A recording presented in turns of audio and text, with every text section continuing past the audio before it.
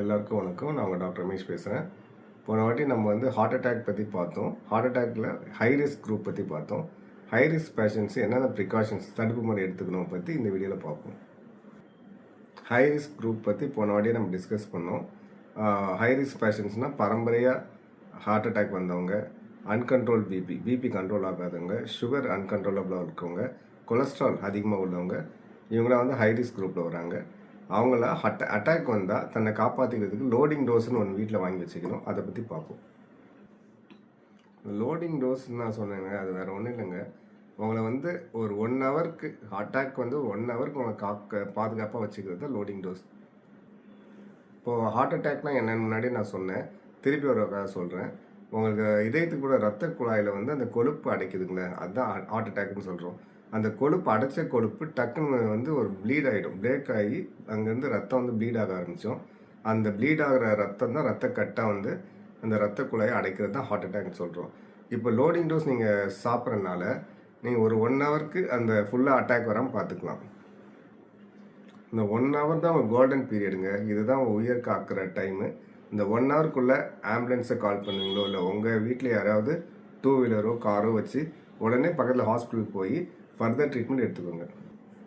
நான் லோடிங் டோஸ்ன்னு சொன்னேங்க, இதுதான் அந்த லோடிங் டோஸ். எமர்ஜென்சியில் யூஸ் பண்ணுறது எக்கோஸ்ப்ரின் ஆஸ்பிரின் வந்து 300 மில்லிகிராமு, ரோசுவாசிட்டின் 40 மில்லிகிராம், டிகாக்ரில்லர் அந்த டேப்லெட்ஸ் 180 மில்லிகிராம். இது வந்து ஒரு ஃபார்மசி, எல்லா ஃபார்மசிலையும் வச்சுருப்பாங்க. இந்த லோடிங் டோஸ் வந்து ரொம்ப முக்கியங்க.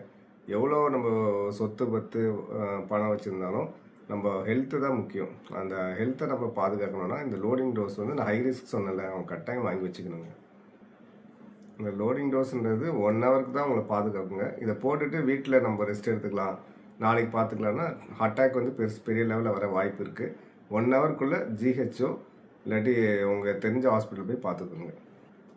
எல்லாருக்கும் ஒரு டவுட் வரும், லோடிங் டோஸ் எல்லாரும் போடலாமா டாக்டர், எனக்கு அட்டாக்குன்னு எப்படி கண்டுபிடிக்கிறது தெரியல, நெஞ்சு வலி வந்தவொடனே போட்டுக்கலாமா? எல்லாரும் போடலாங்க, ஒன்றும் ஆகாது. இதனால் எந்த வந்து ட்ராபேக்ஸோ சைடு எஃபெக்ட்ஸோ இல்லை. உங்கள் அட்டாக் இல்லாட்டியும் இது ஒன்றும் பெரிய ட்ரபிள்லாம் பண்ணாது. இதில் வந்து டயபெட்டிக் பேஷண்ட்ஸ் தாங்க ரொம்ப கேர்ஃபுல்லாக இருக்கணும்.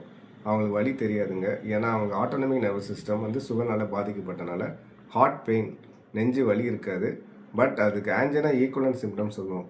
மூச்சு வாங்குறது, ஒரு சோர்வு, ரொம்ப சோர்வாக இருந்தால் அட்டாக்காக இருக்கலாம். அவங்களும் இதை உடனே போட்டுட்டு ஹாஸ்பிட்டல் போயிடுங்க. எல்லாருக்கும் இந்த வீடியோ யூஸ்ஃபுல்லாக இருக்கும்னு நினைக்கிறேன். நெக்ஸ்ட் ஒரு இம்பார்ட்டன்ட் டாப்பிக்கோட நெக்ஸ்ட் வீடியோவில் பார்ப்போம். Thank you all.